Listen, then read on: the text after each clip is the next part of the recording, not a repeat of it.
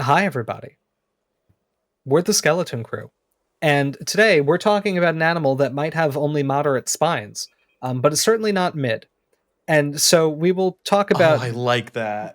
It's right. I mean, his name... Well, I'm not going to steal Amelia's thunder, but anyway. Already did. Sorry. Yeah, I guess so. Fine. There's no way to... Yes, its name means mid-spine lizard. Pretty much exactly, but I don't think there's anything nomenclature. Stolen nomenclature, I know. I'll absorb Alex's phylogeny bit today, too. I'm just collecting the infinity stones of everybody's part of the video. Anyway, we're going to talk about Metricanthosaurus. But before we talk about Metricanthosaurus, we're going to plug some stuff, and I'm going to do this in a snappy way. Pins. We've still got enamel pins available on Etsy. Supplies are dwindling. Go get yours now if you want some.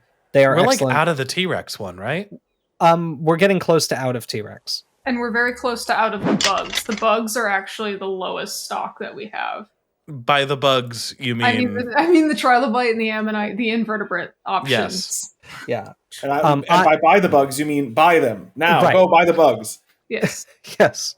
Buy those bugs and the T-Rex, and especially the built different pin so that Scott feels happy. Second plug. We have a Patreon. You probably know this by now if you've seen our other videos, but if this is your first one, welcome to the channel. We are actual paleontologists. We'll introduce ourselves and give you a little bit of our credentials shortly. But we think it's important for real scientists to be doing real science communication. You know, there's usually a gap between those things. A lot of science communicators are not specialists in the field that they communicate the science about. I think that's fine. Everybody has a place in the SciComm world. But I think that it's important that there are some scientists who do it. And that's why we started this channel. And that's why we keep it going. But obviously, this also takes a lot of time. It takes a lot of energy. We do have effectively 2 jobs. And so any bit of support we get really goes a long way in ensuring that we can keep doing this and keep making the videos good, informative, hopefully funny, and just present at all. We don't want there to be a Saturday at 11 Eastern time where a video does not release. Ignoring the fact that as of recording this past weekend that happened because I fucked up the editing of Proceratosaurus a little bit. But it's anyway, that's an edge case, not the rule. And so if you're compelled you didn't to screw up the editing at all. Well, no, I screwed up the export. That's the problem. But anyway, if you think what we do is important or valuable, or if you just like our videos and want to support us a little bit, we encourage you to take a look at our Patreon. We've got a bunch of rewards for our patron backers, including like access to our Discord server, polls you can vote in, at some tiers ability to send in questions for our relatively monthly Q&A videos. And at high tiers, getting a special shout out at the end of all of our videos, being able to request a custom video on any topic of your choice from us, which is something nobody has yet done, but several people are entitled to. Mm-hmm. And a whole host of other stuff. So go take a look over there, and we appreciate your support if you feel inclined to offer it to us. If not, subscribe to the Skeleton Crew, leave a like and a comment on this video. Any little bit you do helps us out a lot, and we appreciate you for anything that you can or are happy to contribute. Indeed. And, yes. Now, I promised affiliations. My name is Dr. James Napoli. I am a research instructor at the Renaissance School of Medicine at Stony Brook University, where I work in the Department of Anatomical Sciences. My teaching obligations are mostly teaching human anatomy to students in medical professional degrees. So, depending on what my assignments are in a year, medical students, dental students, PA students, physical therapy students, that sort of stuff. I am also still a paleontological researcher. A lot of paleontologists do research on non-human animals and teach human anatomy to medical students because paleontologists know anatomy better than just about any other scientist. So that's my professional affiliation. Now, who's bringing you James Napoli today? It's not Topo Chico, and it's not the Perrier electrolyte water that tastes like dirty seltzer water, but it's the very simple Schweppes. This is their sparkling seltzer water, original flavor. I don't know what the alternative flavors would be because it's just seltzer. There's nothing in it. And it's a crisp open. Thank you. That's good. That's what I like. I'm powered exclusively by carbonated water. And in related news, I plan to be developing osteoporosis.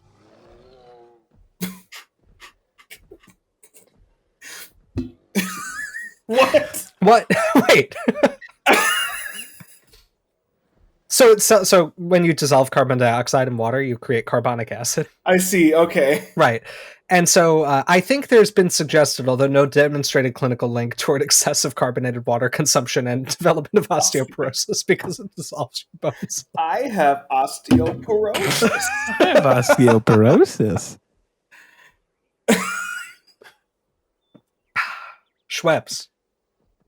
It might give you osteoporosis. It'll give I'm you sure osteoporosis. We're sure to get the Schweppes sponsorship with that endorsement. Hey, it's Wait, not hold just on, I'm Schweppes. sorry. It's every carbonated beverage. Hey, it's not Topo Chico. Schweppes. It probably doesn't give you osteoporosis. Okay, are you done? I don't know. Yeah, I think so. Okay. My name is Amelia Zelo. For those of you who've watched the channel before, you may have noticed that I am in a different location now, and that is because I have escaped Manhattan and ridiculous rent prices that you would not believe. So now I'm in a different place where I have an entire office to myself, and it's the size of my entire prior bedroom. Thank God. Call her Snake Plissken because she's escaped from New York. Okay. I don't know what that is. It's not bad, don't worry. No. There's a movie, it's a series, I guess, because there's Escape from LA and Escape from New York. They're starring Kurt Russell, and he plays a character named Snake Plissken, which is one of the greatest action hero names of all time. And I forget which one is the good one. Is it New York? I think it's Escape from New York is the one Yeah. people talk about. Yeah. Yeah. Escape from LA, however, I could really get down with because, my God, I have never hated a city so much as LA. It's fair. I've just... While there, I felt every criticism of American urban design just echoing through my bones. Yeah. Anyways, just because I have left New York City does not mean I have a new title. I am still a PhD candidate at the American Museum of Natural History. Hi, everyone. My name is Scott Johnston. I'm the vertebrate paleontology fossil preparator and technician at Harvard University's Museum of Comparative Zoology. And for those of you who have watched the channel as well, you might also notice some new sounds and new sights around my place. Namely, I have adopted a couple kittens, and one of them is currently sitting in my lap and purring at the moment. And I wonder if you guys can... Yep. That's precious. He's wonderful.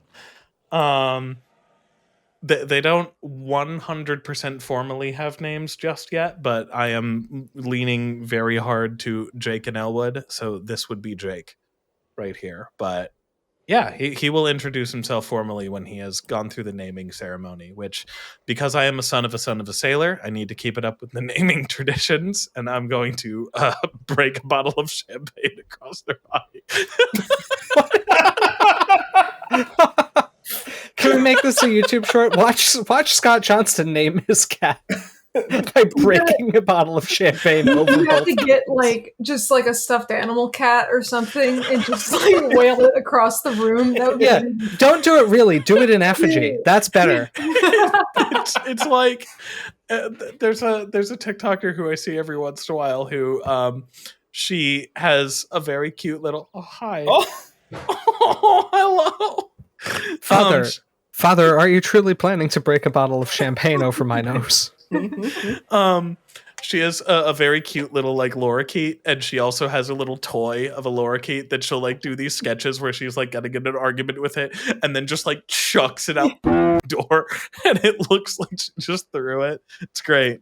But yeah, so, that's a fun thing to do with your pets. Indeed. So there's two of them. So you might see the other one around as well. They had wild hour a little bit ago and were tearing across my apartment like tiny little horses in a stampede. But this guy likes to hang on my lap. Alex is not here. No. Yeah, Alex is not here. He's in Utah. But don't He worry. is. There's still at least one PhD candidate from Yale University here. And that's me, Dalton Meyer. I am that thing what I just said. He is. Well spoken. I try my best. And I'll in fact be joining Alex in Utah tomorrow morning at 5:50 a.m., which is my favorite time to get on my first of 2 flights. And together. We're the skeleton crew. We're the skeleton crew. Skeleton crew. Yeah. All right, so shall we release Metriacanthosaurus? Indeed. I don't really feel like it. Well, you should, because it's one of the best designs in the whole game. Yeah, here they are. God. This is number 2 of what we've looked at so far. That is just essentially turning the Julius Csotonyi Jurassic World website designs into game assets. Mm-hmm. And so far, batting 2 for 2 on great success in doing so. They're beautiful. Gonna tip my hand here. My man don't miss. Julius Csotonyi knocks it out of the park every single time. This is such an underrated paleo artist. I know, right? Yeah, this is a very Controversial unpopular opinion that Julius Chutney's good at his job. He's an amazing artist, yeah. And a cool dude. I've never met him personally, but I have a couple times at SVPs. I mean, I've only ever heard good things about him. Yeah, he's a neat guy, and makes a killer dino. And this looks phenomenal. I really like the one that we're highlighting right now that has the different colors of stripes. That like it's got the orange stripes going throughout the body, and then like the neon green on the face. It's so cool. Now, I may have already said it, but what does its name mean? Its name means moderately spined lizard. What a ringing endorsement of its spines. Right. And it's because apparently, well, most of the holotype is basically vertebrae, right? I think there's a couple of limb and pelvis pieces, but actually, I think it's mostly vertebrae. Most of the ilium is there too, but yeah. Okay. Yeah, but yeah, mostly vertebrae. But yeah. So it's not in reference to a spine or a sail in the way that like Spinosaurus is. It's just in that it's not that extreme. So I guess it's mid, according to the name. But it's a slight elongation of the spines on the vertebrae. Right. Yeah, and it's got a funny nomenclatural history too. Yeah. Because it's a British dinosaur, so it obviously has been known by several names. Never mind. Does the mold come for you? No, I'm saying it's bad. It's bad what they're doing. I've got the white mold that makes you more based. I love the Vatican's putting white mold. I love that tweet from the other day of rip in peace, Edgar Allan Poe. You would have loved a beloved children's author going insane from the mold in her walls in her castle. I didn't like believe it at first. I'm like, oh, it's just a picture. And then they started circulating the picture from like 2020 where it's the same walls and it's absolutely not there. You can see it like progressively grow. From some breakdowns of this whole thing, I didn't know that there's an actual condition called mold rage that happens when you're exposed. Really? Yeah. That's so funny. I love that. Of course, it would be a fungus that would cause a rage. Yeah. Mm-hmm. Mold rage is actually what you feel when you buy a container of strawberries and then open the fridge 2 days later and they're already demolished by mold. Yes. And you're like, what the f***? How am I supposed to eat all these strawberries so quickly? And then you stop buying anything healthy because there's no point in keeping ingredients around. That's a relatable story. I was opposite of mold rage. I was really worried that some raspberries that I bought a couple days ago that I had not touched would be moldy today, but they were not. So we're good. So anyway, Metricanthosaurus has a pretty complicated nomenclatural history. Because, it's a British dinosaur, and so its holotype, like Amelia mentioned, is not much, and it fell victim to the trend that happened. We've actually talked about this dinosaur briefly before, because about a year ago we made a video where I listed every invalid synonym of Megalosaurus. Oh yeah. And this is one of them. And it was on this map, which I just replaced all the megalosauruses with Metric. So it was originally Megalosaurus parkeri. Mm-hmm. I don't know who Parker is. Parker's the man who discovered it. Is it? Yeah.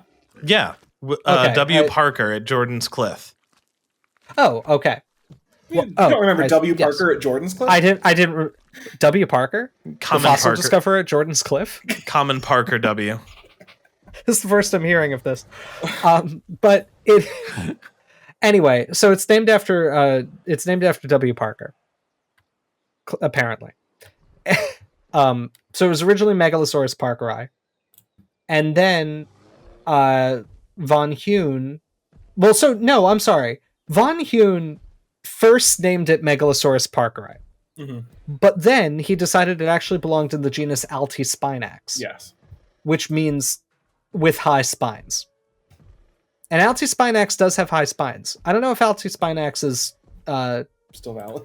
still valid. I don't know if it's evidently valid. A lot of these things are just so indeterminate it's hard to tell. Well, I mean, wait, let me check if it's no, it's Beckelspinax in the new Jurassic World thing. Which I'm pretty sure that one's right. definitely invalid, right? Or not necessarily invalid, but the Spinax No, Yes, Beckelspinax is Altispinax. Apparently. Because Beckelspinax was named Beckelspinax Altispinax. Yes. That's no. so funny. Yes. Sorry. It is Altispinax that's in the new Jurassic World show. So we have yet more Jurassic World rep. All right. Well, so sure. Anyway, so von Huene first makes it its own species of Megalosaurus, and then he's like, actually, this belongs in Altispinax. So then it was Altispinax parkeri. And then finally, Alec Walker in 1964 decided that these vertebrae were not high-spined enough to be Altispinax, and that's why it gets the kind of silly name Metricanthosaurus to be moderately spined. They're just simply not spined enough. Mm-hmm. You We can't really do spine them need sufficiently. to. This is a similar situation to like how we have Metriacanthosaurus, the mid-spined lizard. We have Acrocanthosaurus, the high-spined lizard. We need one of you researcher folks who names things. Needs to name a low-spined lizard to complete the trifecta. Like with Dilophosaurus, we need to continue adding Lophosauruses. We have mono, di, and tri. Quadlophosaurus. We need a Quadrilophosaurus. There is a Tetralophosaurus. There is a Tetralophosaurus. All right, we need a we're at 4. Pentalophosaurus. Pentalophosaurus. Someone's got to have 5 loaves. Someone got to get 5 loaves. Me at the bread store. The bread store, yes. That's what they call it. Why are you buying clothes at the soup store? Dalton coming home from the bread monger. I got 5 loaves today. All my children. I wish you could monger bread.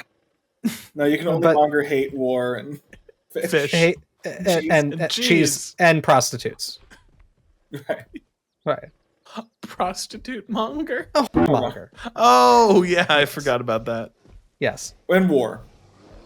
And war. Oh, and iron.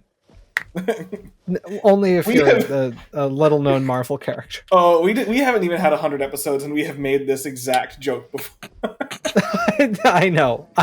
We're repeating a lot of jokes here. We're repeating a map. Let's talk about something new. Well, in the Walker paper that gives us the name Metriacanthosaurus, the mid-spined lizard. He also Walker plays this trick twice, in which you take a pre-existing suffix and add a different prefix to it to create a new name. And so we have Metriacanthosaurus coming behind Acrocanthosaurus.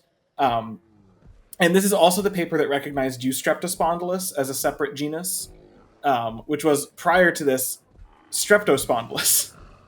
Streptospondylus meaning curved vertebra, Eustreptospondylus meaning well-curved vertebra. He took another look at him and was just like, Nah, these are better than just curved. These are better. It's an interesting paper to read through in general, because the paper that names Metriacanthosaurus, the genus, and that names Eustreptospondylus, the genus, isn't really ostensibly like about them. It's not a descriptive work about these particular dinosaurs. They're included in the work, but what it really is it's a description of Ornithosuchus,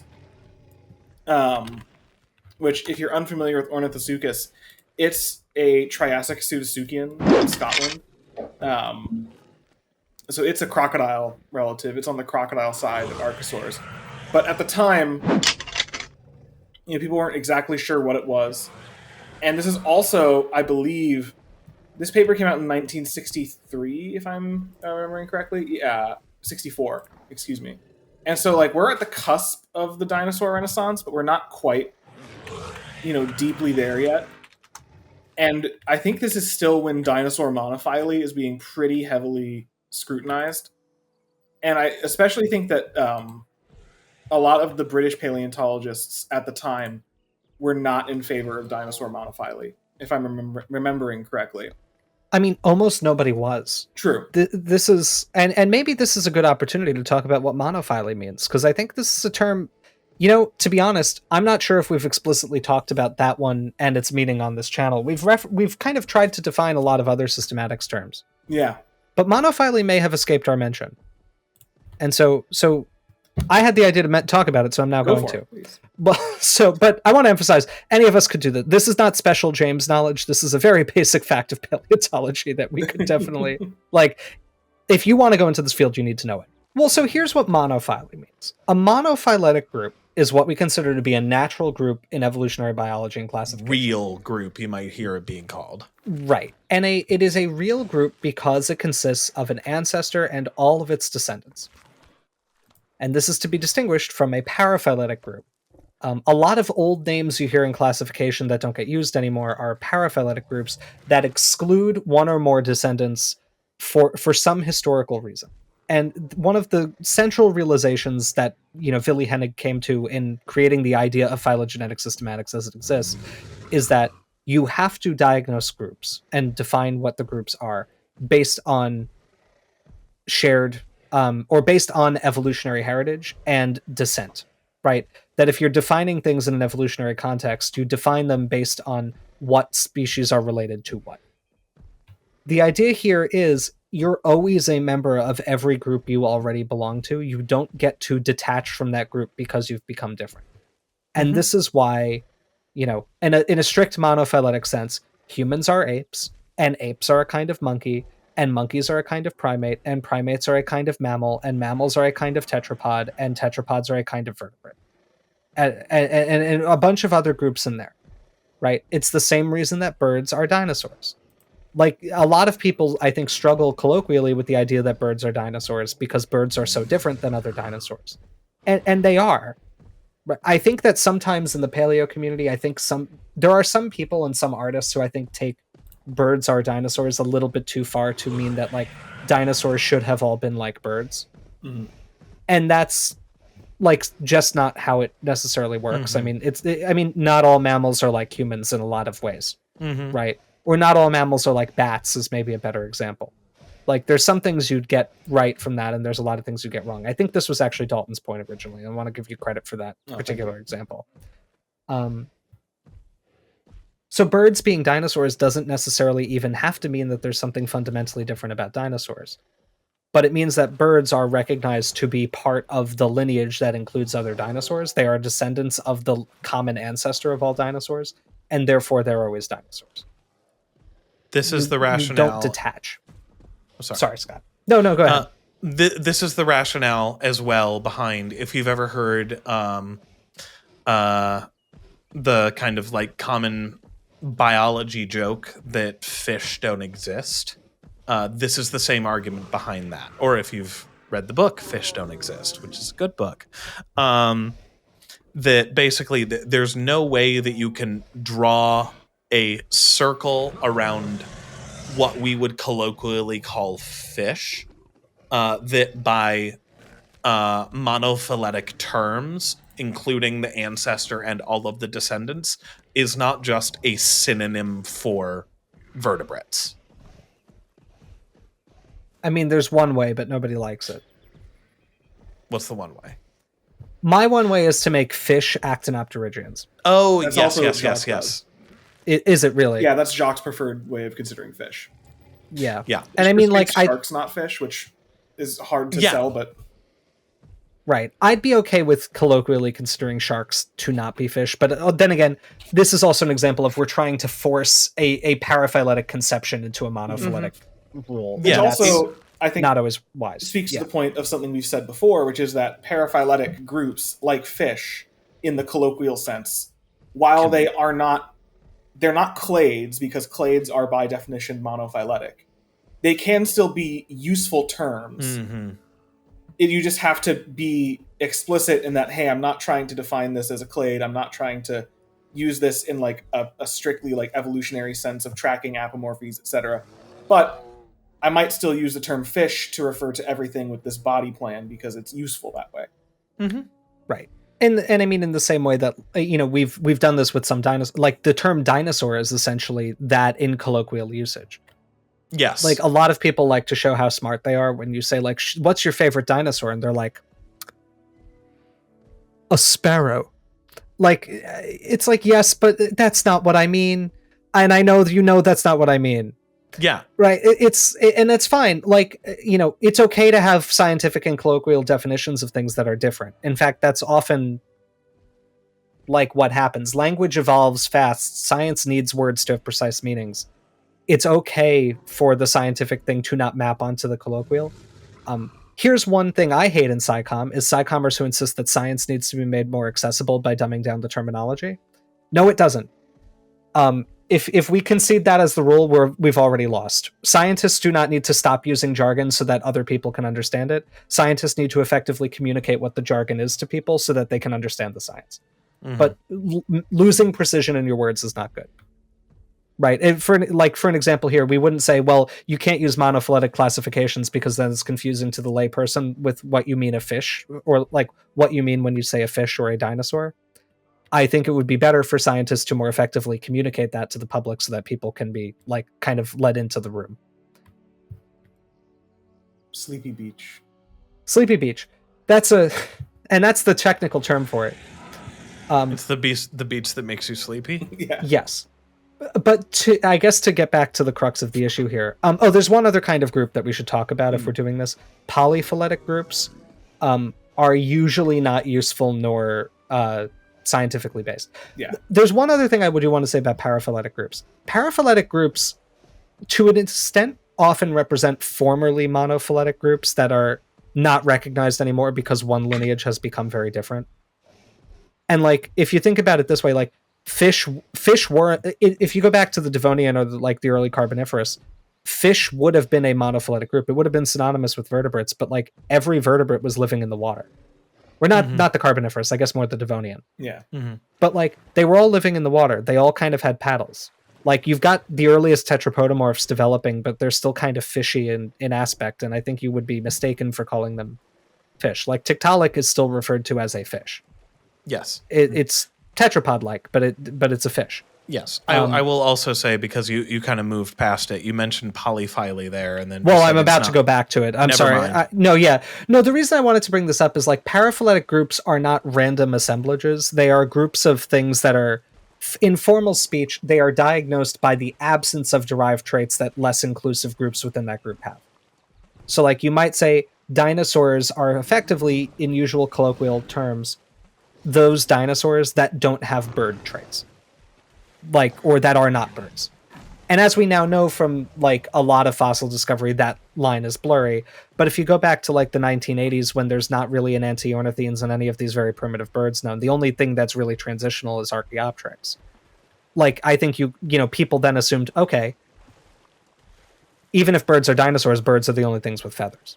Right? That was the party line for like 15, almost 20 years. There were very few paleontologists advocating for dinosaurs with feathers. I know one other example where it's not just like the absinthe of absinthe. The absinthe. Oh my god, I'm becoming your mentor, Amelia. Oh no. good It's not just like the absence of a single feature, but it's also related to dinosaurs in that, like, birds being reptiles. Right, that's a great one. Right, Mhm. right. What we call reptiles are effectively diagnosed by being cold-blooded vertebrates or tetrapods. Cold-blooded, Amniotes, scaly I should say. I'm sorry, tetrapods. Mhm. amniotes. Right, Yeah. cold-blooded, scaly amniotes. These are things that we now understand to be more or less ancestral for the entire group. Mhm. But mammals have changed in the way they look, and birds have changed in the way they look, and so what's left are this conception of reptiles that is based on retention of primitive characteristics, not the acquisition of new unique traits, which are what we would call synapomorphies, right? These shared derived traits. So evolutionary novelties, new traits that are shared between species that help you find what a monophyletic group would be. So there are some useful paraphyletic dinosaur groups that still kind of get referenced. When we say non-avian dinosaurs, we're doing this explicitly. We're saying the paraphyletic version of dinosaurs. That doesn't include birds. Prosauropods. Yes. I think ornithopods have gotten phylogenetically defined, but as it used to be used, like ornithopods were like small-bodied plant-eating dinosaurs within Ornithischia that were not really that specialized. Ooh, historically carnosaurs. Very good one, right? Carnosaurs has also been now described. Well, Carnosaurs, I think you could argue, was also polyphyletic, but that Oh, it was. Yes. Yeah. Yes. Actually. and so that's a good dovetail. A polyphyletic group is essentially this is a random assemblage of things that are united by having some trait. Yeah. The classic example is pachyderm in mammals. Pachyderms were supposed to be this group that were diagnosed or defined by having really thick naked skin. And so the examples were rhinos, hippos, and elephants. And it was thought by some biologists that they made their own evolutionary group. But it turns out that none of them actually are that closely related to each other. Hippos are part of the same group as horses. No. Yes. No. Hippos are an early diverging artiodactyl group. So they're in the same group as like deer and cattle and whales. Rhinos are in the same group as horses. Yes. Forgive my prior error. Elephants are a more primitive group that also includes like hyraxes, shrews, and manatees. Yeah. And aardvarks. And aardvarks. They're a weird. They're a secret third Afrotheres. thing. They're afrotheres.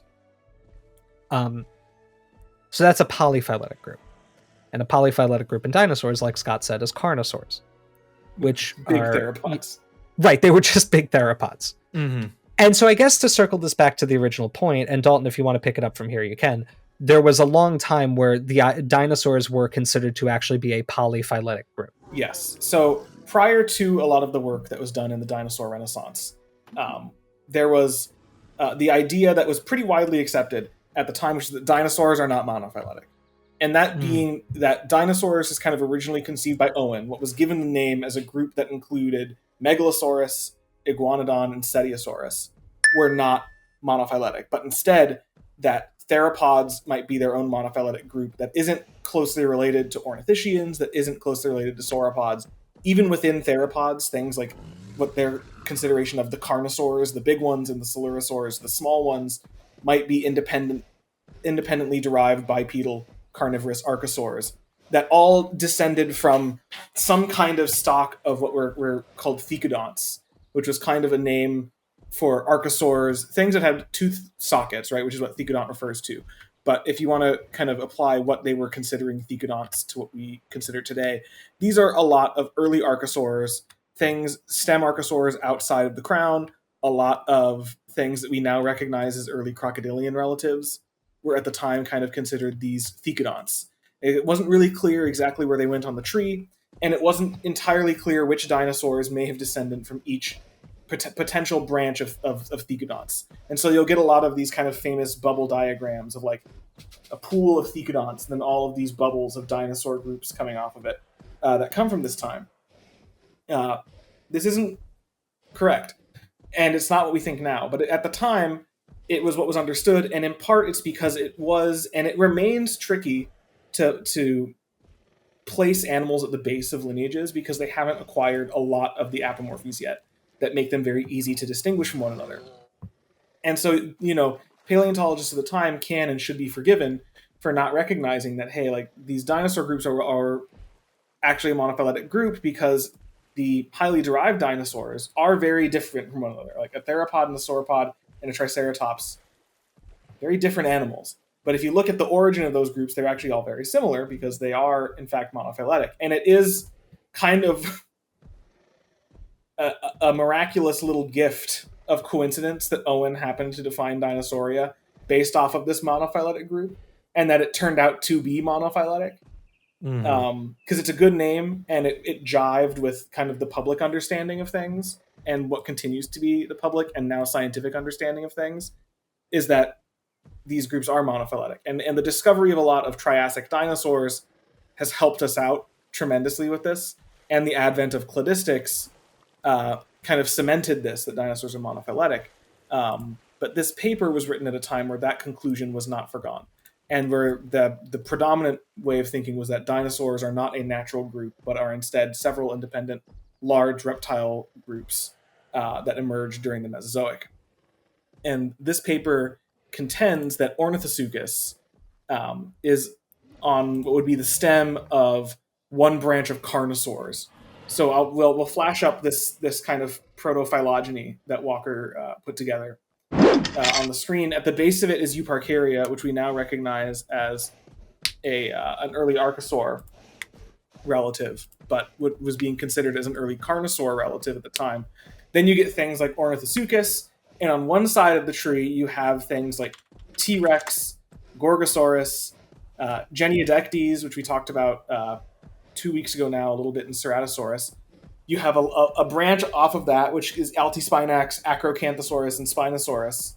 And I can guess. I bet you can guess why he thought they were close relatives. And on the other side of that group, you've got Megalosaurus, Eustreptospondylus, Antrodomus, which we now recognize as Allosaurus. You've got Carcharodontosaurus and Dryptosaurus. A bizarre assembly, and Walker makes the point: hey, Metriacanthosaurus could be on either side of this. It's hard to say because the spines are kind of evocative of Altispinax and Acrocanthosaurus, but the rest of the animal is more evocative of Megalosaurus and Antrodomus, Allosaurus, which when we get to phylogenum you'll see is not tremendously incorrect in a broad sense. But the whole point being that this paper was doing a review of all these dinosaur taxa, but is really a descriptive work of Ornithosuchus, which, as it turns out, is not even a dinosaur at all. It's not on the dinosaur side of archosaurs. It's on the crocodile. It's on the crocodile line, and so it's a cool kind of historical piece in that the anatomy described is not wrong, but the interpretation of how that anatomy informs the evolution of these groups is very much not in line with what we think today. And it's a cool piece. And I think a point I wanted to make earlier and then forgot, and now I remember, is just that we now, even though we understand that dinosaurs are a monophyletic group now, that still has kind of a host of problems it introduces. If you followed the dinosaur literature, there has been a long debate, and there continues to be debate about the presence or absence of Triassic ornithischians, and whether these animals called silosaurs are actually Triassic ornithischians, or whether they are outside of dinosaurs but close relatives of all dinosaurs, or exactly what they are. And part of the reason why that's so debated now is because Dinosauria has a concrete definition, right? Dinosauria is defined by terminal taxa, by things at the end of the tree. So you've got on the one hand theropods. I forget exactly which taxa are called out in the newest. Passer. I don't remember. It's Passer and Triceratops. Okay. It's the house sparrow and Triceratops. Yeah. So if silosaurs are inside of that group, then they are dinosaurs. And if they are outside of that group, then they are not. Despite the fact that even if they are one branch away from being more closely related to either a Triceratops or a sparrow, you would think, oh, they're so close to being dinosaurs. But if they aren't within that group because of its definition, they are not dinosaurs. Mm-hmm. Right. This is also why pterosaurs aren't dinosaurs. Yeah. Which I've always contended is a kind of It's a technicality. Yeah. I mean, it's a little bit of technicality. There are very close relatives of dinosaurs. They're real close. If silosaurs aren't dinosaurs, silosaurs are closer to dinosaurs than pterosaurs are. Mm-hmm. But like these are not very, very far away relatives. Like they are part of a larger group we call Ornithodyra. Yeah, and they can And all I be think lumped under the broad category of stem birds. right. I mean, I think in a different world it would have been fine to call pterosaurs a group of dinosaurs. Yes. Like it's not like you're expanding the conception so much that you would need to include like crocodiles or snakes or lizards within being dinosaurs. Like it's I mean, it's kind of like, I don't know, what would a good example be with the modern day? It would be like expanding the definition of It'd be like if lemurs were excluded from primates. Yes, that's a great example. Right. That's a great example. Right. If lemurs, by some definition of how we defined what a primate was, weren't primates. Right. Because you'd look at them and you'd be like, that should be a primate. And you'd say, but they aren't here, and therefore they're not primates. And if the definitions sound a little man-made and artificial to you, that's because that's... I have news for you. They are. The names have definitions, and they're sometimes unfortunate. Yeah. You exist in the context of which... Of all that have been. I think like a good one that's kind of unfortunate is like what is actually Tyrannosauridae was named based on only late Cretaceous tyrannosauroids. And so technically what a tyrannosaur is like it was based on T-Rex, Daspletosaurus, Albertosaurus, and Gorgosaurus and Tarbosaurus. And now we have a few more things in there. We have like Nanoxaurus and Teratophonius and who else? Dynamiterror. There's not. Oh, and Allioramians are now in there, at least according to some analyses. But I tend to think they do go there. That's a pretty restricted definition of what a tyrannosaur should be. Right? Like that's not a lot of animals. The definition is actually very small. We're aware of a lot of other tyrannosauroids. Many of them are anatomically fairly similar to these animals, like Bistahioversor is a good example, right? Current interpretations of Bistahioversor tend to favor it being initially where Thomas Carr and Tom Williamson interpreted as being in their analyses as being outside of Tyrannosauridae. But that animal looks a hell of a lot like the things in Tyrannosauridae. And if the definition were slightly different, I think it would be considered to be a part of that group. But unfortunately, the group was named for things that basically only came from the latest part of the Cretaceous period. And so, like, all of the things that come a little bit earlier, even in the other, like, earlier parts of the late Cretaceous, definitionally are not part of the group. But when we're naming these groups, we're not, like, magically defining where the proper boundary should be. There are a lot of cases where the defined clade name is not really convenient. Right. And you do have to respect historical precedents so long as it's not incorrect. Right. Like, we, even if it would be convenient to put pterosaurs and dinosaurs, we can't because the name excludes them. We would only modify, like, or get rid of, like, dinosaur if we found out that, like, Triceratops is actually more closely related to a crocodile. Right. Then it'd be like, oh, this group is not real.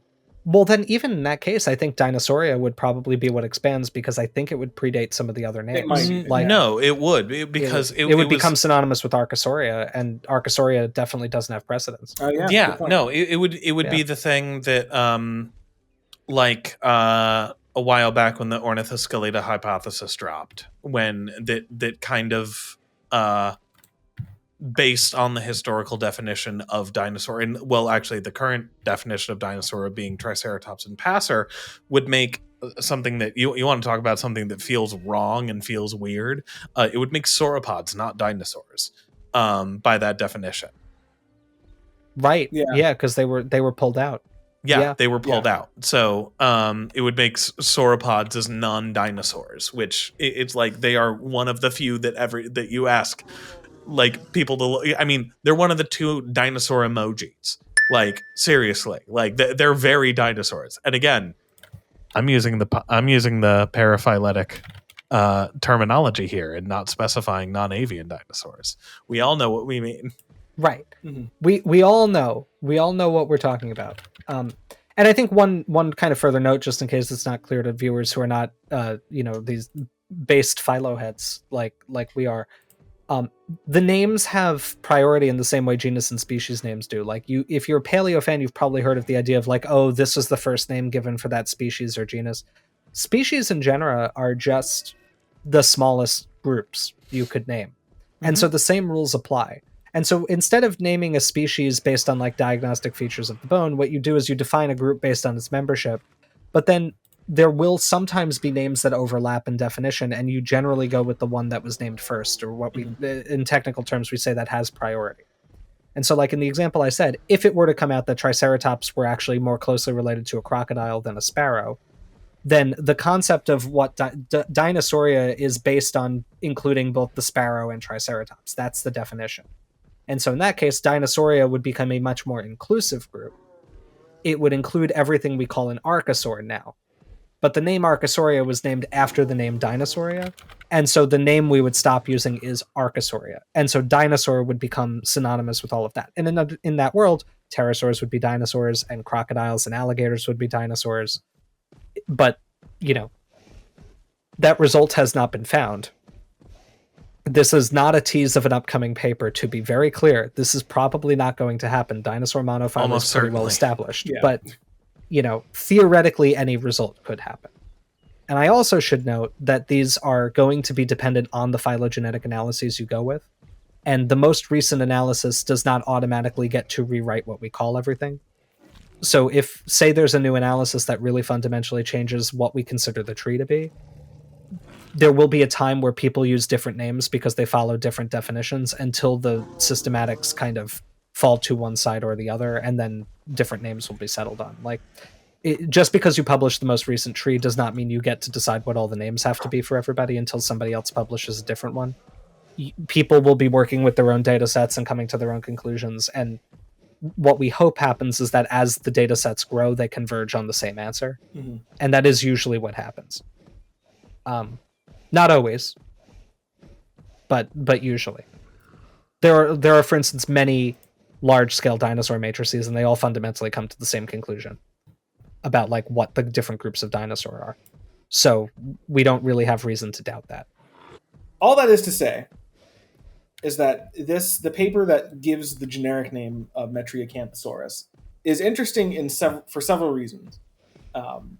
For the science that it's describing, and then also kind of the window into the history of paleontology of a time almost immediately before the onset of the dinosaur renaissance, when a lot of the ideas about these animals that we still have today were starting to take form. This paper is kind of a time capsule of just right before that. But that's probably enough of a history lesson on Metric. Well, I have one more note I want to make about Alec Walker. My man missed so much in his research. It just... he contributed a lot. He was the first person to work on the reptiles from Elgin, which we actually heard about from our guest last week, like these Elgin reptiles in Triassic Scotland. In terms of his interpretations, he didn't think birds were dinosaurs. He thought that Sphenosuchian crocodilians were actually or crocodilomorphs were actually the ancestors of birds. Interesting. And so he wound up, like, I mostly see Walker mentioned, honestly, a lot nowadays in the kind of erstwhile opposition to birds being dinosaurs. It does not seem that his interpretation of a lot of phylogenetic things was incredibly strong. That said, obviously, he contributed a lot of important work and did a lot of important, like, field discovery. And I don't want to, bash him too hard, but his interpretation here usually not right.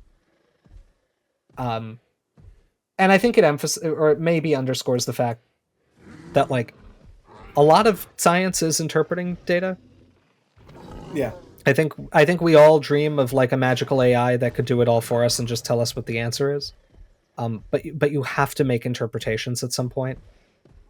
There's a joke that Alex always says about what Jim Clark told him when he was, I think, an undergrad or a master's student, which was like, interpret nothing. And that's funny, but like, and I mean, it holds true for some aspects of what we do. I think there's a lot of overinterpretation, but you have to interpret data in some way. You have to know what traits you think are homologous. You have to know what traits are going to be reliable to use when you're, kind of guessing a phylogeny before phylogenetic systematics Yeah. really took hold as a methodology and a way of doing science. Assumptions matter. Mhm. And when you're doing science, like a really important thing is knowing enough to understand the methods you're using, the assumptions that they make, the assumptions you're making, how you can allow something to come up with an answer other than what you give it, all of these things. It's underappreciated. I think a lot of premium is placed on the ability to run an analysis and not the knowledge to know what analysis to run. Mm-hmm.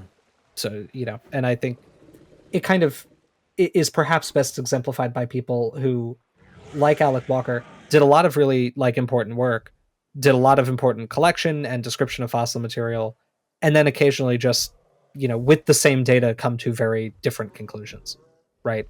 And ultimately Alec Walker's aren't these have not stood the test of time. I'm not suggesting he was dumb or something, but it's just whatever heuristic he was using for his interpretation of systematics is certainly quite different than what we use than what other people in contemporary to him were using. For instance, Dryptosaurus being a tyrannosaur has been suggested for a very long time, and he gets it as a terminal branch of an entirely different lineage of theropod evolution. Mm. I wish I could know what data he was using for that. So yeah, we've talked about monophyly all the time. Let's talk about another smaller monophyletic group than Dinosauria. Indeed. This is called Metricanthosaurus. And would you believe it? That's where Metricanthosaurus goes. That's how we do phylogeny when Alex isn't around. We describe it as being a member of the clade that shares the same name, and we leave it at that.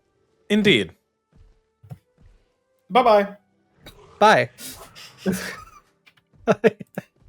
So Metricanthosauridae is a group within Allosauridia, within a real group that is named Carnosauria.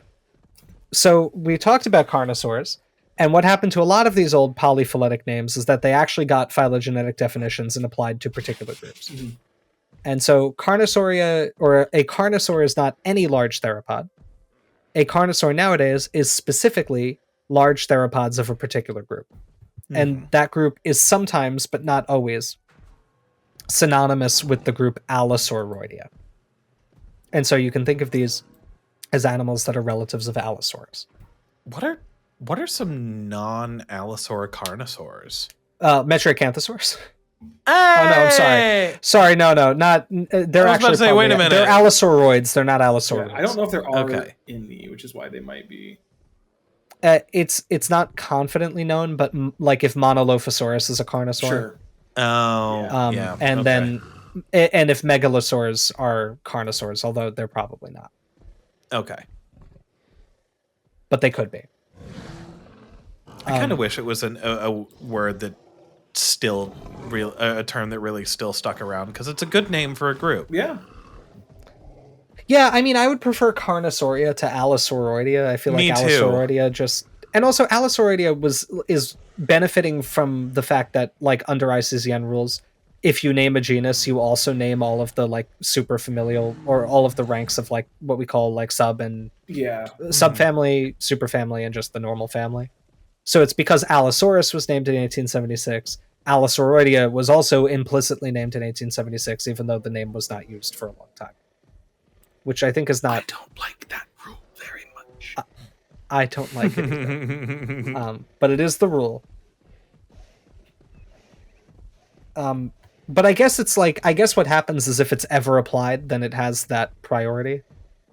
Yeah. I guess with Tyrannosaurs, right? It's never been used, but you could have a family name of Gorgosauridae and Gorgosaurinae and Gorgosauroidea. The names have never been used, but I suppose if animals that were closer related to that were named, then what would happen is if you ever use the term Gorgosaurinae or something like that, then all of a sudden all those other names are in existence and they benefit from the priority. It's a slightly weird rule. I guess because they don't stop you from naming other clades that would conceivably have a similar definition. No, and I mean they only govern up to a certain level too. I think only the family, and I guess probably. I think it's only I think super anything families with are the the family highest. in the name. Yeah. I am a strong advocate for reform to the code. Oh, we know. Simplify. I want the same rule for my ICZN code and my tax code. It has to be written on like one page with simple English. I think that like other allosauroids that might be more familiar and things that we've talked about before are like Carcharodontosaurus, which are like, as far as I know, they seem to be like the latest surviving group of allosauroids. Yeah. Right? They're I making think it so. into the late Cretaceous. Or at least like the mid Cretaceous, but I think they're making it Are into there any late Cretaceous. neovenatorids that get that late? No. Well, that depends a little bit on what you think a neovenatorid is. Fair. Like Megaraptor is like Coniacean, so Megaraptor would be late Cretaceous, but that implies that Megaraptorids are neovenatorids. Sure. It seems increasingly likely that Megaraptorans are Coelurosaurs, Okay. and so they're like, in that case, maybe not. I think neovenator in more recent trees has not been found. Neovenatorids have not been recovered consistently. Okay. So maybe or maybe not. There may not really be neovenatorids. I see. It's just neovenator. Right. So in like 2013, Novas found neovenator as one of the basalmost members, but in a polytomy of Carcharodontosauridae. I see. So, yeah. And then Allosaurus itself is interestingly like not united in a clade with a lot of other animals, which I kind of always find surprising given how much of Allosaurus we have, that we don't have a robust evidence of irradiation of things like Allosaurus. Like, there's like 3 species of it, probably. There might be more. But like we've got Allosaurus fragilis and Gemadzini and Europaeus. If Saurophaganax is real, it may also be a member of that group. But like that's kind of it. Huh. It's a little odd. That is odd. Yeah, right? Given how common it is. But sure. Yippee. I suppose.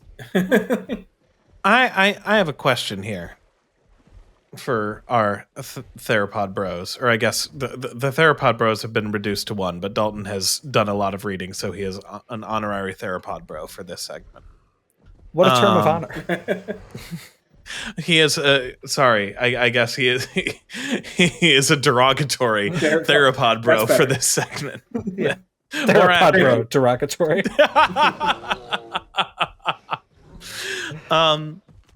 If since the holotype material, or all of the material of Metricanthosaurus, is so dang scrappy, what is this beautiful critter for which I am seeing on my screen right now? Because it is lovely, but I'm not sure if we can extrapolate out exactly that it would have looked like this. What is this guy based on? Well, you are correct. This is where Dalton and I wage battle, because we came to opposite conclusions on this before recording. Although I think we now agree. Yes, I think so.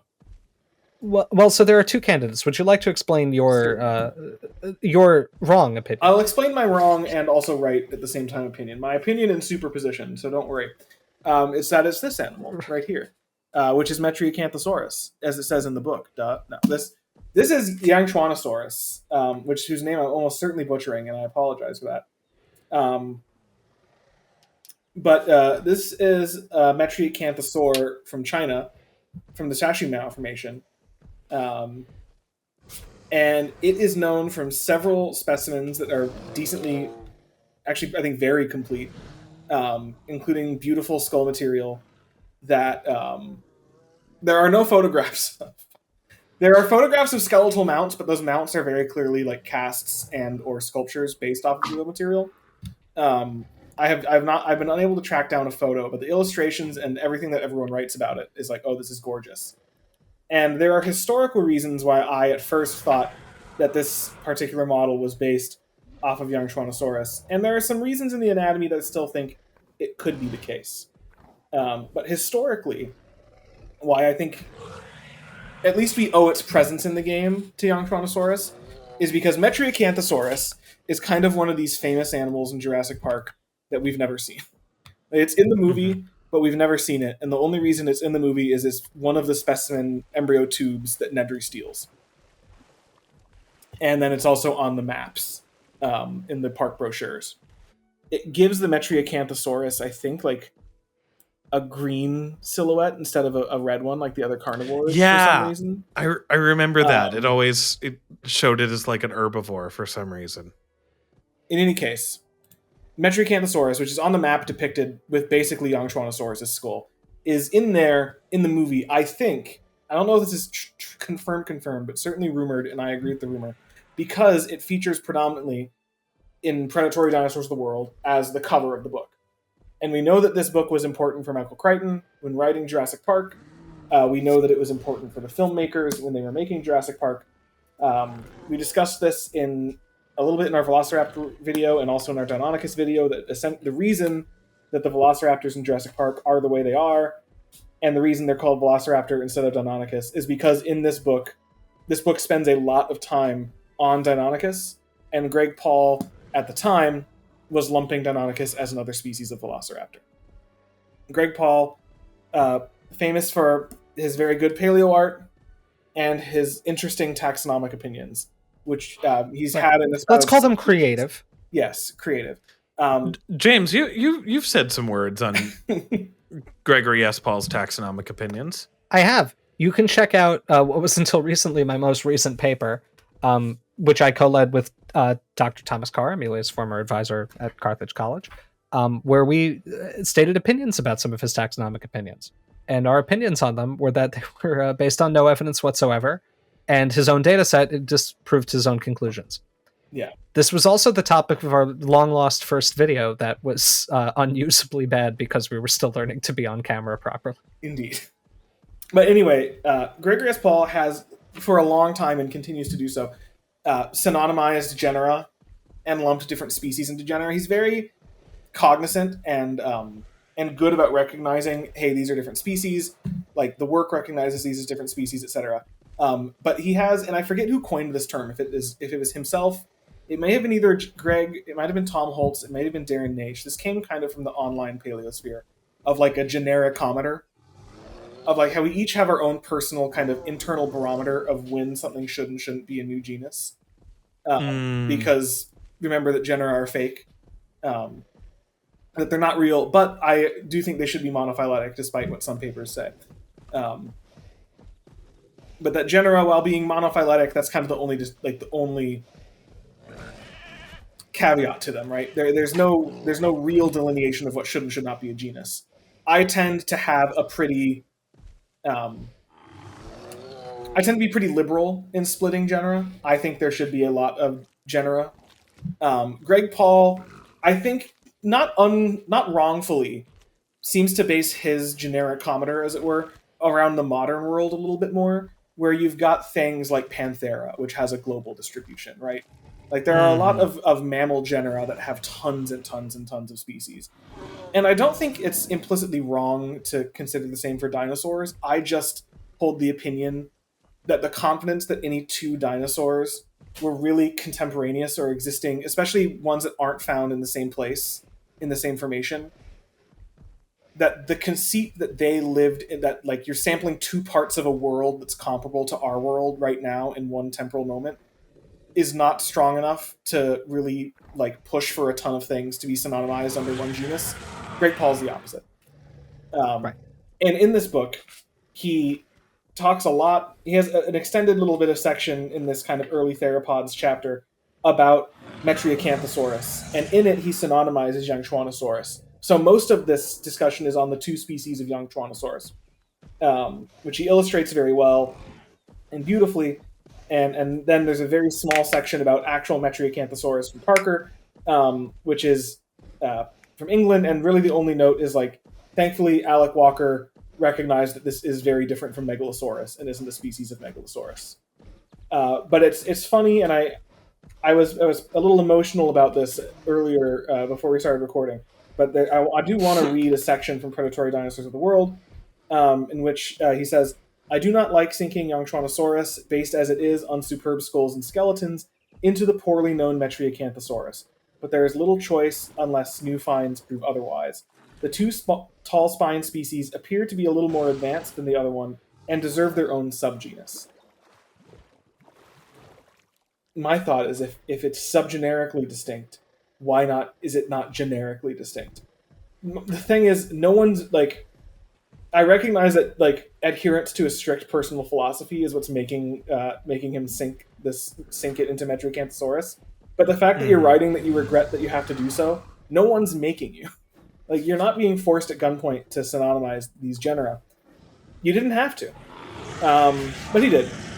He synonymized Metricanthosaurus into Yangchuanosaurus, and so a lot of the and because Yangchuanosaurus is so complete and so well preserved, a lot of our knowledge, especially in the 90s, of what Metriacanthosaurus is probably like, is really what is Yangchuanosaurus like. And it's not the worst thing to do because they are actually close relatives. As more fossils have come out and more analyses have been run, we do find that Metriacanthosaurus and Yangchuanosaurus are decently closely related. However, we have also found an even more closely related Chinese theropod, which is what James is contesting this is based off of, and which I am mostly in agreement now. And I'll let James make his point, and then I'll elaborate a little bit on the few confounding variables there.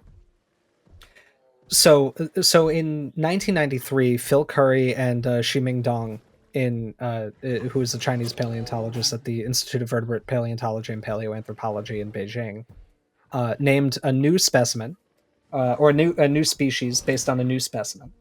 And I'm just going to check one locality thing because I just want to make sure I get it right. And I'm just opening the paper.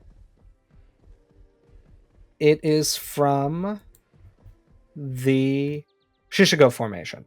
So it's not from the Shashimiao. Did you say Yangchuanosaurus is from the Shashimiao, or is it from the I said Shishigo? Shashimiao, and I think it is, but let me check and make sure I'm not wrong. I think so as well. I thought it is so. the Shashimiao, yeah. Yeah, it's from the Shashimiao. So Asian Stegosaurus mentioned. Right, Asian Stegosaurus mentioned. Right, lock in.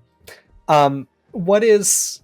Now, the Shishigo Formation is another like late Jurassic dinosaur-bearing formation. I believe it's a little bit later than the Shashimiao, or it's inferred to be a little bit younger. So this is Sinraptors living a little bit later. Sinraptors often is spelled in a way that might make an English speaker think it's pronounced Sinraptor, which is I've one said of the coolest. Sinraptor all my life. It's one of the coolest names you could ever see. Like, how bad was this dinosaur? How bad was it? Its swag was so different that it had to be named Sinraptor, and they had to kill it. Genuinely, when I was growing up and I saw that the first time, just like Dalton was going to say, I always read it as I was like, this thing's the stealer of sins. Like, that's the coolest name. It's so cool. My original Dino OC. Don't steal. It's black and red. So no shadow. Yeah, Sinraptor, or Sinraptor rather, is actually not named from the concept of sin, but Sinai is the Latin name for China, or it's the Latin word that's usually kind of applied to China, because I believe it actually simply meant, like, I think it was kind of a vague term from people from the Far East relative to the Roman Empire. And so it's now used as the Latinization of China. And I mean, as a kind of fun historical note, we know the Romans and the Chinese traded. Like, it was through a lot of intermediaries. I don't think there were many Latin speakers in like historic Beijing or Chinese speakers in historical Rome, but they were aware of each other to the degree that I think they both kind of the Chinese Empire at the time or the Chinese dynasty at the time and the Romans kind of considered themselves like their counterparts in their respective worlds, like on other sides of the world. That there was a Rome in Asia, and the Chinese thought there is a China in Europe, essentially, which is a kind of cool little historical note. I think there's always this. I'm sorry, now I'm on a history tear. Oh, there's this statement that's always made that we got him talking about the Roman Empire. I know, it's the Roman Empire is my personal Roman Empire. I love how you almost said that ironically. No, we're just like, wait a minute. Yeah, no, it is. No, it's this thing that I always hear is this truism that back in the past nobody ever made it like 15 miles from where they were born, which is just simply untrue. Like, yeah, maybe for people who were like serfs or, even worse, enslaved, probably much of their life was spent in the same place. But there have always been traders who will trade over very long distances to try to make money. And a lot of people also decide to just go somewhere, like just travel until they can't anymore. And I think this is something we should tell annoying white nationalists on Twitter. to make them stop doing the thing they do every time there's a non-white person in a historical movie. Oh my Because I guarantee you, Or in an Assassin's Creed game, as Or- was right, recently or a very indicated. real historical person. right, or the real historical person in Gladiator 2 who is being played by Denzel Washington. And is there some debate over what this guy would have actually, what his actual genetic heritage might have been? Yes, but he was from Africa. And he was from Africa because there were African people in the Roman Empire all the time. And you know what? I bet they made it further north too. There was a movie Outlaw King that came out a couple of years ago. It's set in medieval, like late medieval One Scotland. of James's favorites. I like this movie a lot. And there's one cutaway scene where there's some like African musicians playing on the street in, I think it's supposed to be Edinburgh, or maybe it's supposed to be Glasgow. They're playing on the street. They're like busking. And like, that's a completely normal thing that I'm sure happened a lot. And there were these weirdos just complaining about it on social media. They were like, why are they cramming non-white people into my European medieval history movie? And I'm like, hey, these are not characters in the movie. They are on screen for 5 seconds. If you are this fixated on this, you have a severe mental illness and you need treatment. You are the weird You're one. weird. You're weird. Don't do that.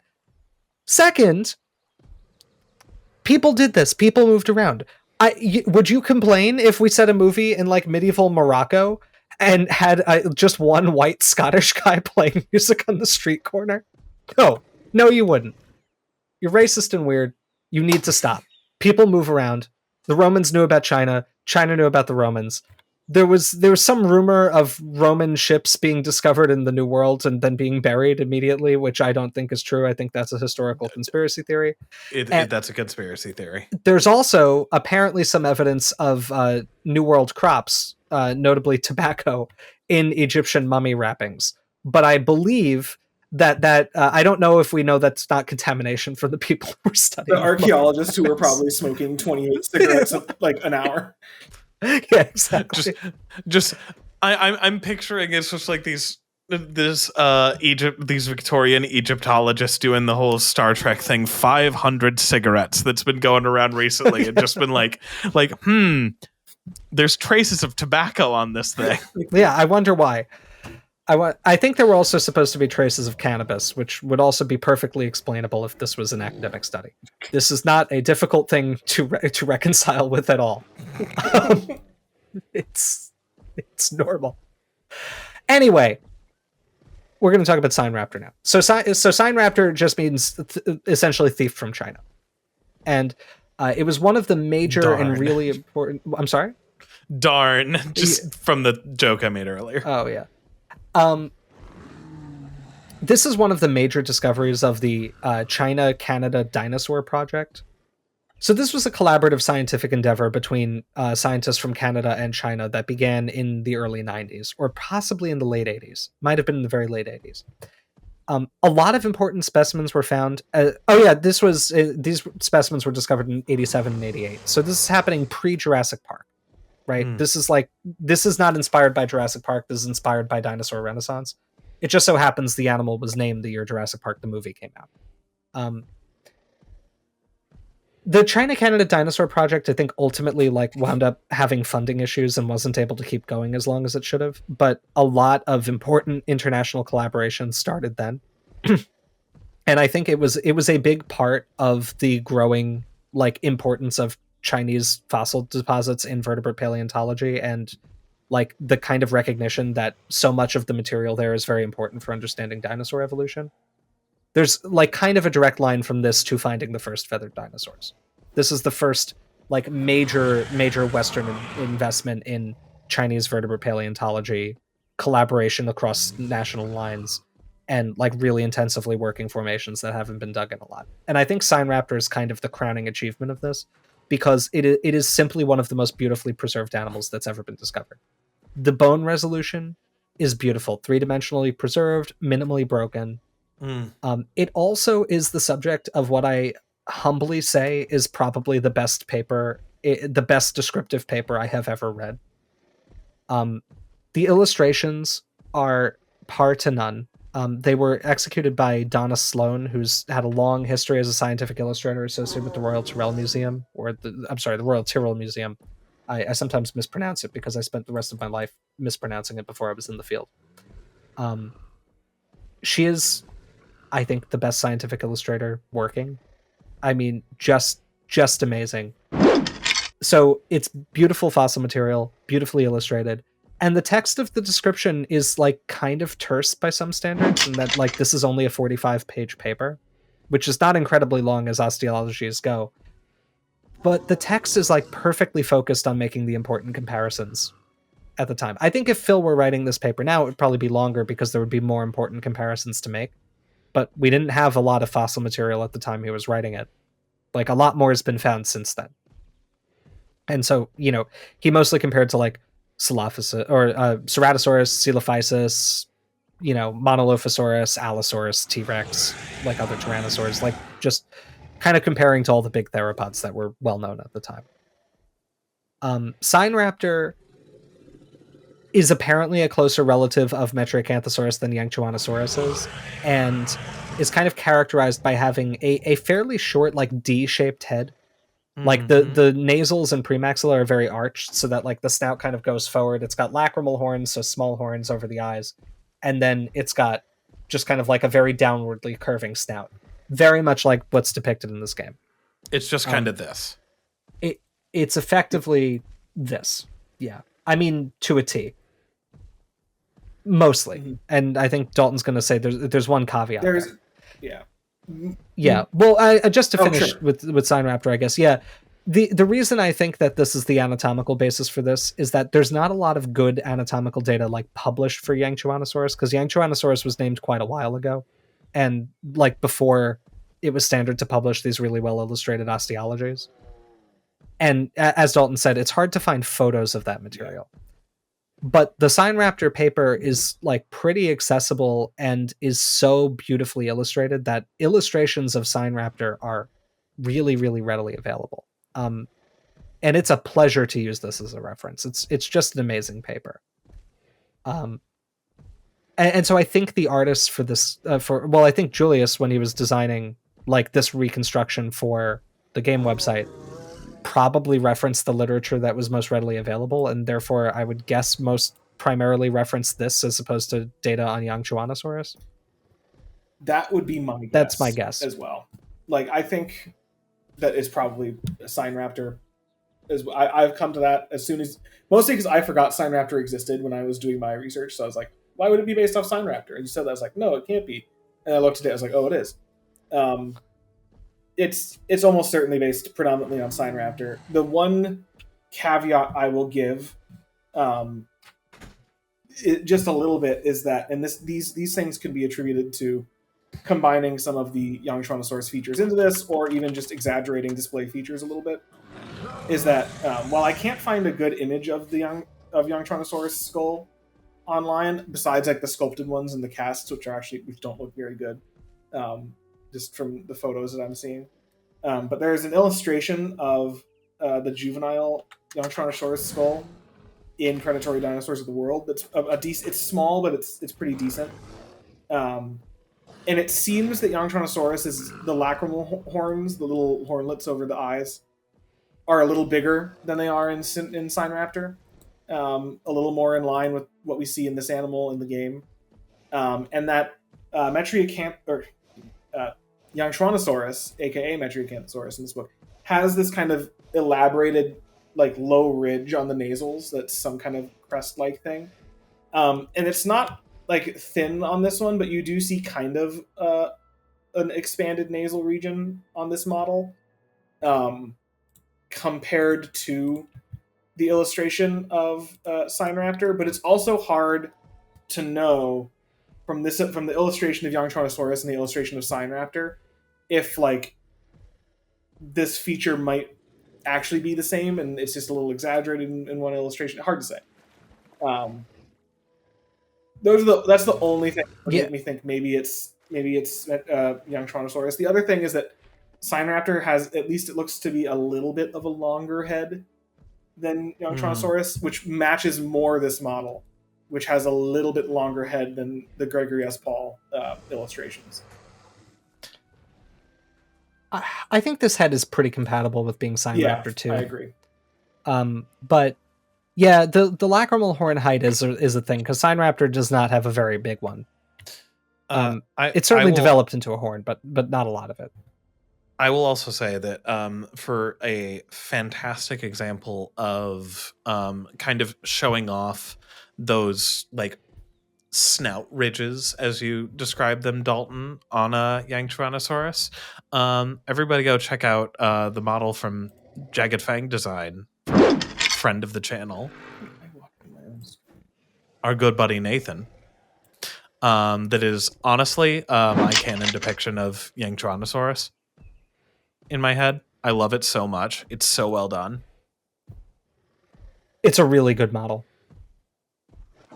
This was the first design I saw from Jagged Fang, and they are talented folks.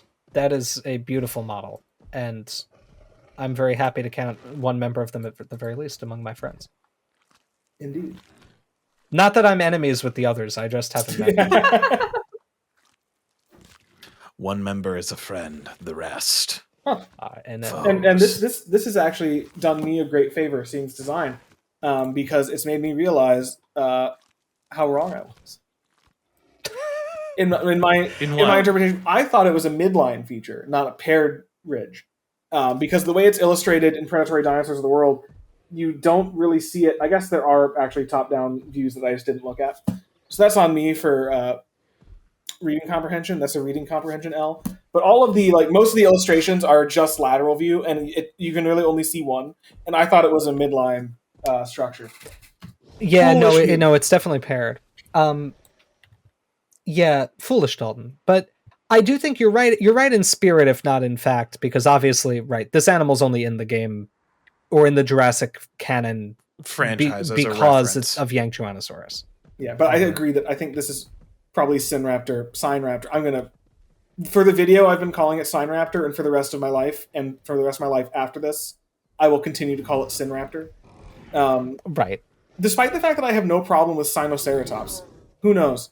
Sinos. And it is a sin compared to this thing. Sinosauropteryx. Yeah, this is the only sign prefix thing that I refuse to say. I think it's because Sinraptor rolls off the tongue better for me than Sinraptor.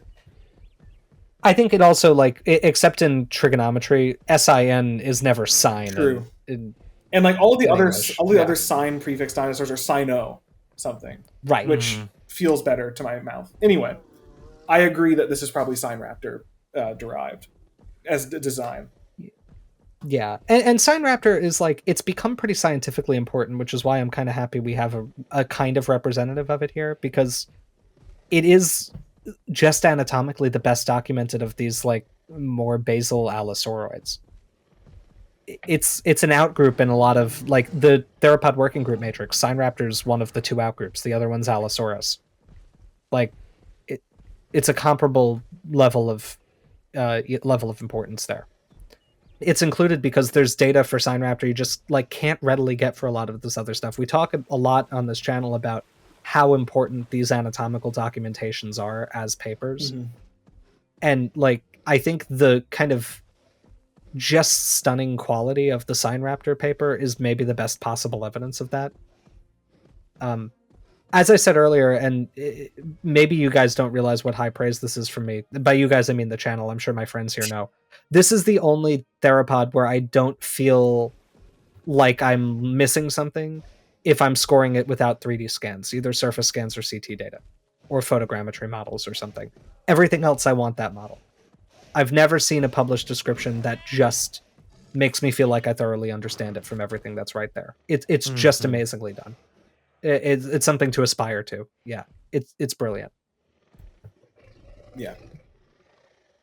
That said, I've almost never seen a photograph of this either. No. Because all of them are line drawings in there. There is one photo I've seen. So Christoph Hendricks published a paper in 2020 that was about the dental anatomy of Sinraptor, and in it there's a single picture of the skull as it was being prepared, or there's two pictures of the skull as it was being prepared. And wouldn't you know, it's beautiful. Also, the dennary was stuck right through the anterorbital fenestra. Because that's the other thing that's crazy. This was disarticulated. Really? Yeah. What? Huh. I know. I mean, not fully, but partially. I'm going to send a picture. Wow. But it looks like they just pulled out the dennary and just impaled its face with it, like it was a Mortal Kombat finishing move. Maybe its head did that. Its head just did that. Maybe. I am not saying that this is, but like, God, wouldn't it be rad if that was cause of death? Jaw forced It through would head. be. God! Let's see. I know, right? Like, look at this thing. Oh wow, that's beautiful. Holy. That is a gorgeous fossil. Wow, that's a really beautiful fossil. Yeah. My goodness. So anyway, that's why it's here. You know, I had other thoughts I wanted to share about Dalton's like statements about genericometers, but I'll save them. I think we should rank this guy unless anybody I wants to say think we something else. should I don't think too. there's much else to say about it. There really isn't. It's just it's a lovely animal. There was one kind of point we had wanted to make, I think, just Oh. related to all of these animals, and I'll say it very briefly. One thing that's cool is that this, as far as we know right now, these Metriacanthosaurids are restricted to Asia and Europe. Yeah. Oh yes. And they're kind of cool in that they appear to be fairly diverse based on the fact that we know about a lot of them with not a lot of fossil exploration being done in these like strata and formations comparative to other places. We've never found anything like it in North America. What was that an air raid sound? I don't know what that sound was. I want y'all to use your. I mean, I'm sure it was a fire truck or a police It was car. a fire truck. Oh, I thought it was in the It- game, and I was like, I've never heard them make that Yeah, sound. well, it was while Okay, the okay. animal's mouth was open, so I did think it just opened its mouth and a siren sound came out. But yeah, it's just kind of neat. It's just kind of neat to see what might be an endemic radiation here. Mhm. You know, kind of like. I mean, there's not really a good example in the modern day because there's not like super endemic radiations of large predatory mammals.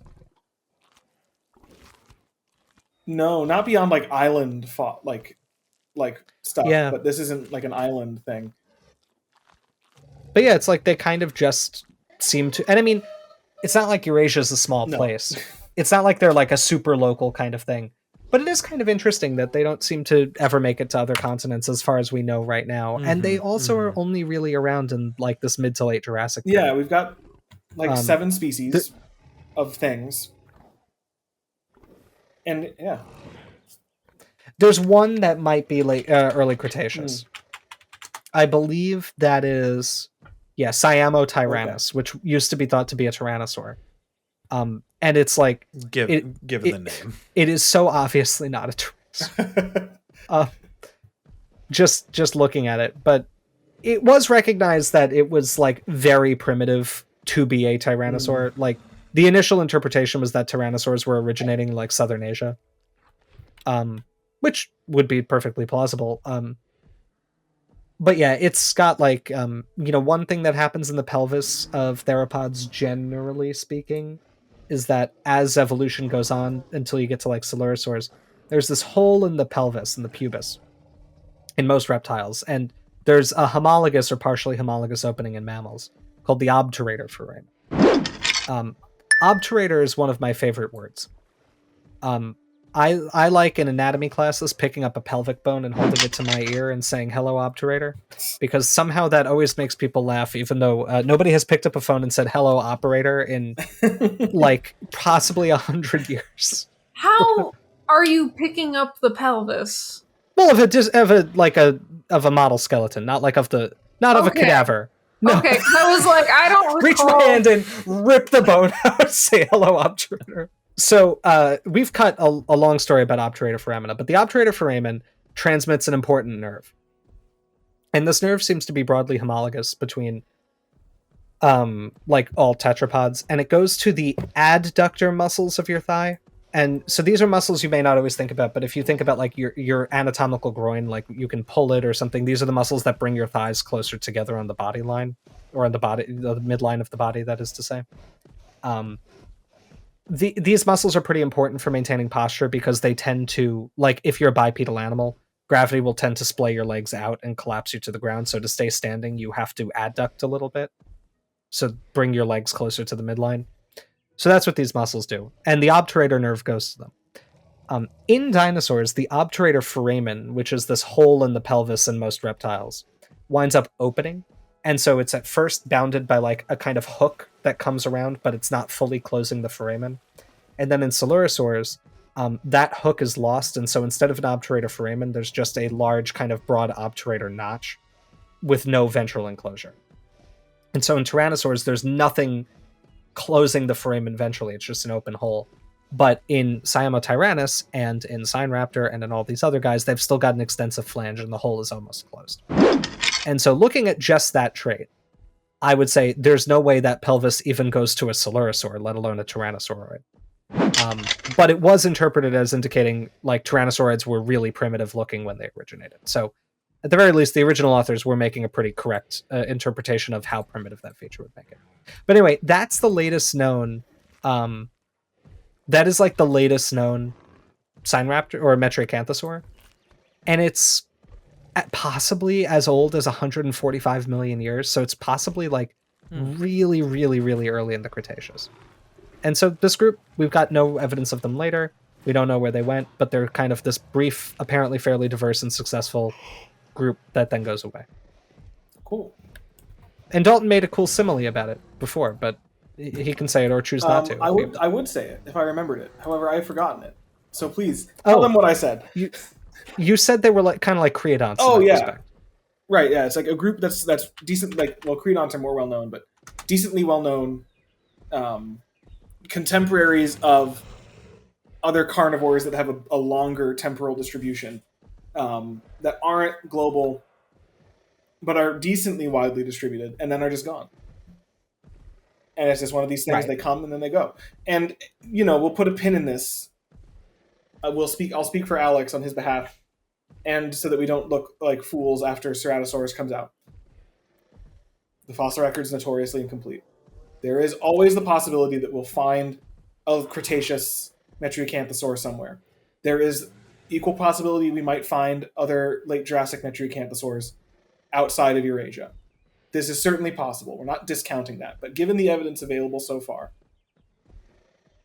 what we see is that they seem to be restricted to Eurasia and fairly temporally restricted, and that's interesting. And they also won't eat. They keep dying, and I've got so much food for them. Maybe this... Oh, that's actually why they went extinct. That's why.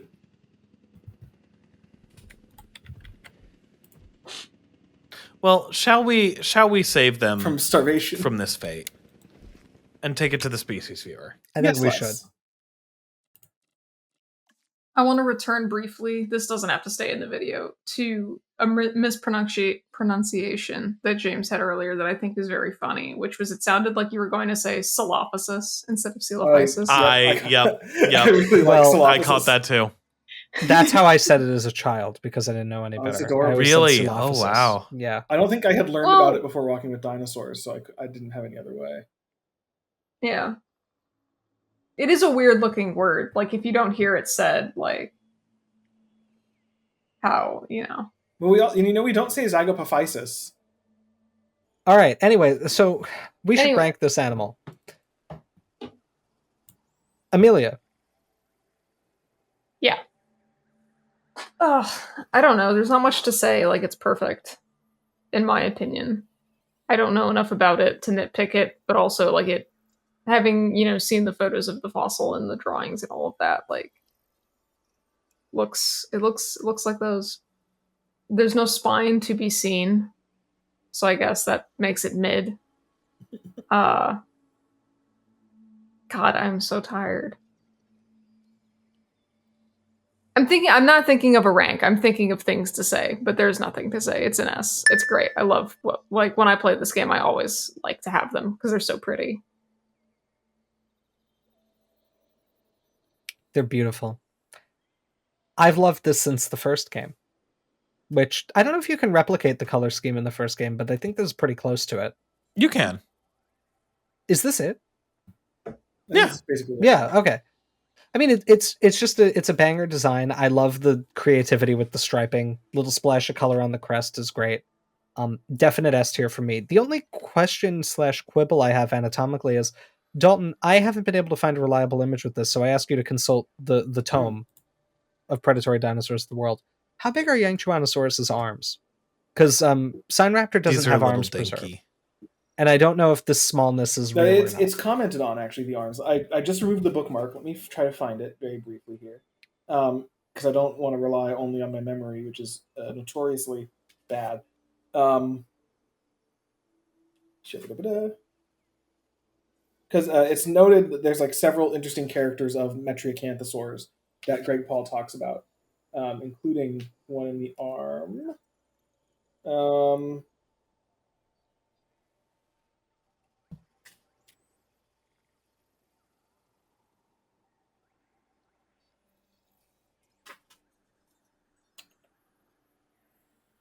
It definitely has one, because only the forelimb, hind foot, or maybe it doesn't. Only the forelimb, hind foot, and most of the tail are missing. That would imply that at least one forelimb is preserved.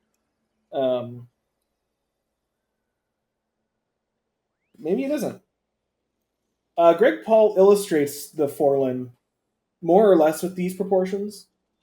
And I think that is the case. I remember reading somewhere, and maybe this is just on Wikipedia now, that one of the apomorphies of Metricanthosaurus is that the hand is shorter than the forearm.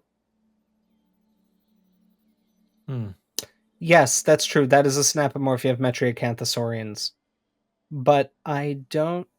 Or no, not of Metricanthosaurians, of Metricanthosaurids, right? I think so. Yes. I assume that's based on some Yangchuanosaurus material. I would also assume that. Yeah, so I mean, I guess that this is pretty much like as close to a perfect depiction of these animals as you could get. It's obvious S tier. It's also, I mean, it's beautiful to boot, but it's also anatomically very good. Yeah, I don't have any critiques with this. Literally, my only and it isn't even a nitpick. I wish that it was Yangchuanosaurus or Sinraptor, just so I could group it in my parks with other critters that it shared ecosystems with. But that if that's my only ecosystem, Jesus, if that's my only critique, this thing's wonderful. It could not get any better. I love it so much. This thing is an obvious and uncontested S tier. And also, Alex had a ranking. He did. He did indeed. He said, "Oh my gosh, he just sent so many pictures." I know. Holy. He said that it's also an S tier. It looks dope as, and it's pretty accurate. Yeah. He's right on both accounts. It's very accurate. It's lovely to look at. I really like the colors. All the colors and patterns are great. Even the ones without, the pattern still has some of the striping to it. It's hard to make a completely plain one, and they look great.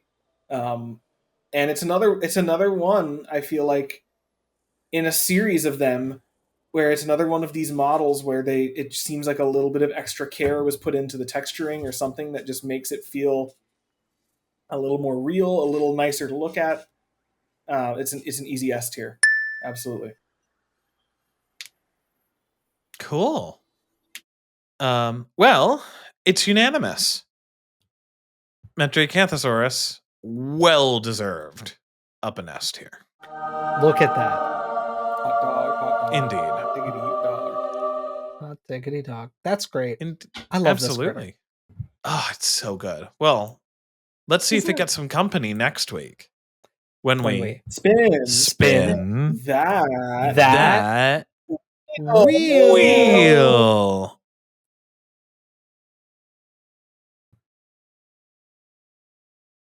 What? Okay. We got Metriacanthosaurus wait. again. Metricanthosaurus was still on the wheel. You got to respin. I'm being one of our Okay. commenters. Well, Mementosaurus is actually going to be fun because it's a contemporary of a lot of these Metriacanthosaurid predators we've been talking about. Yeah. So And it'll be That's our gonna be- last visit to the Shashi Meow. Oh my goodness. it is. Yeah, I can't wait to see the giant sauropods wandering around this herd of little spiky stegosaurs. Pin cushions that must have stepped on. Yeah, Mementosaurus was one of my favorite dinosaurs when Yeah. I was a kid. I had a documentary too. on it or it was a VHS tape that had a 2-part documentary, half on T-Rex and half on That sounds Mementosaurus. really interesting. I've never heard of that. What a wild combo. I I'll know. watch that. I think there were separate documentaries that were packaged together for the tape release, but it's one of those. I remember when you guys were here and I was like frantically rummaging around for old dinosaur VHSs. I'm actually going to maybe continue that for a few minutes after this because I have always wanted to refine that particular VHS. I've never seen Mm. documentary 'Cause on I- Metrisaurus. I loved Neither it, have I. and it's one we could watch for some of our documentary watch-alongs that we will be Yeah. adding soon as bonus content on our Patreon page. And speaking of our Patreon, we want to take this opportunity to thank all of our patrons for the support of the Skeleton Crew that they provide, because simply put, we would not be able to keep doing this without all of that support. It is just so important for everything we do. So I want to take this moment to thank our patrons who back us at Gorgosaurus tier and higher. You are all incredibly appreciated, and your names, as of this recording, are Benjamin Seepser, nickname Philip Fico, Christopher Bellis Jones, Aaron Anderson, Adam Molos, Blacklight Virus, Camphibia, Dan O'Kyrus, King Zashu, Max Ironpaw, original username Pythonic, Ryan Wants to Die, Swamp Ape Science, Wanderer, and Wheat. And I'm getting better at getting through one of those names. But, just again, thank you to everybody. Thank you to all of these, incredibly generous patrons, but thank you again to all of our patrons. We could not keep doing this without your support. And because of your contributions to the channel, we're able to keep going and kind of living this weird fever dream that it is to be part-time content creators and part-time scientists, or full-time content creators and full-time scientists, or whatever combination of that you want to make. A few years ago, I didn't think that was something that was really going to happen, and then here we are. We've got it happened, and it sure has been a weird trip, but it's been one that I've been really grateful to be on, and that I'm happy that we all are. So thank you guys. We will see you next week. Hopefully, we'll be back at full strength. I think we should be. So, Yeah, and we'll be telling you. I'll have decor and not just boxes and things stashed behind me on the floor in disarray. I might take next week to do some work here too, because I'm meaning to put some of my old paleo art pieces behind me and not have it just be old stuff from my basement. But yeah, so thank you all, and we will see you next time when we talk about a certain very, very long-necked sauropod Indeed. dinosaur, Mementosaurus. Indeed. All right, this is the Skeleton Crew, and we are now going to sign off. bye-bye.